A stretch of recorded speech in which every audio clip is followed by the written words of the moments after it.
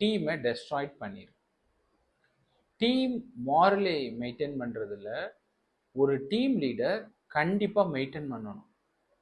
Our team மாரலை maintain பண்ணாமல் ஏனாதானு டீமை run பண்ணுறாரு, நான் ஒரு ஹெச்ஓடி தான், நான் என்ன வேணாலும் பண்ணலாம் அப்படின்னு நினச்சி அவர் செய்கிறார் அப்படின்னா அந்த டீம் கண்டிப்பாக டெஸ்ட்ராய் ஆயிடும்.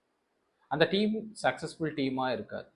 டீம் மெம்பர்ஸை நம்ம தப்பாக சொல்கிறதுல எந்த பிரயோஜனமும் கிடையாது. அந்த ஹெச்ஓடியோட செயல்பாடு ஒரு 12 ஸ்டெப் நான் உங்களுக்கு இன்றைக்கி சொல்கிறேன். அந்த மாதிரி நீங்கள் ஒரு ஹெச்ஓடியாக இல்லை ஒரு லீடராக நீங்கள் செயல்படும் போது, ஒரு மேனேஜராக செயல்படும் போது இந்த 12 விஷயத்தை உங்கள் டீமில் இருக்கா அப்படின்னு நீங்கள் செக் பண்ணிக்கணும். First method micro managing. உங்கள் டீமை டெஸ்ட்ராய் பண்ணுறதுக்கு மைக்ரோ மேனேஜிங் நீங்கள் பண்ணக்கூடாது. Second, lack of support.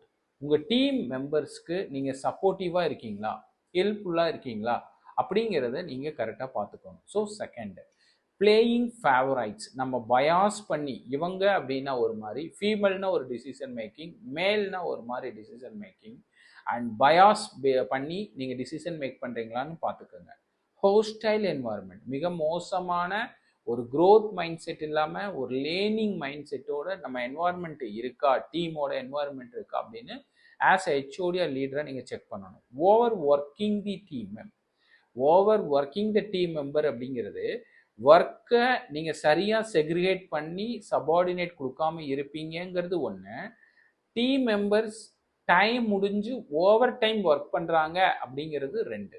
So அப்போனா டீமில் ஒர்க் பண்ணிகிட்டே இருக்காங்க, அவங்களுக்கு கன்சைஸ் பண்ணி ஒர்க் பண்ண தெரில அப்படிங்கிறது அடுத்தது. Avoiding accountability. ஒரு டீம் மெம்பர்ஸ் அக்கௌண்டபிலிட்டி எடுக்கிறான் அப்படிங்கும்போது அதை அலோவ் பண்ண மாட்டீங்க. இக்னோரிங் எ டீம் ஃபீட்பேக். மெம்பர் கொடுக்குறாங்க குட் ஆர் நெகட்டிவ் ஃபீட்பேக்கை நம்ம வரவேற்கக்கூடிய தன்மை நம்ம டீமில் இருக்குது அப்படின்னா, அக்செப்ட் பண்ணக்கூடிய தன்மை இருக்குது அப்படின்னா அது அந்த டீம் குட் டீம்.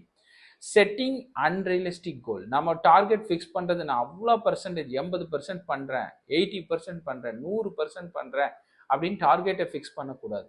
நம்ம என்ன பண்ணிட்டு இருக்கோங்களோ அதுலேருந்து 5% தான் நீங்கள் அதிகப்படுத்தி வைக்கணுமே தவிர மோர் தென் 10%, 20% பண்ணணும் அப்படின்னு ஃபிக்ஸ் பண்ணக்கூடாது.